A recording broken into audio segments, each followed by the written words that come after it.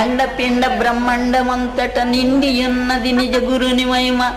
పండిత జ్ఞానులకు ఖండితంబుగా తెలుసుకో నీలో. అది ఎక్కడ దొరకదు, నీలో పని ఉండదు, శోధించుకుంటాం. ఈ మనస్సు అనేది ఏం చేస్తుందంటే, ఈ సూర్యుడు ఇంత ప్రపంచం అంతా ప్రకాశం చేస్తాడు, మోడం వచ్చినప్పుడు సూర్యబింబం కనపడదు మనకు.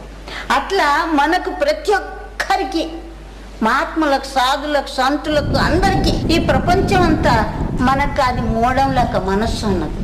ఆ మనస్సుని నరికి మౌనం వహించి మనసుని త్యజించినట్లాంటి వాడికే ఆ జ్యోతి కాంతది. ఆ జ్యోతి రూపమే తానాగుతాను.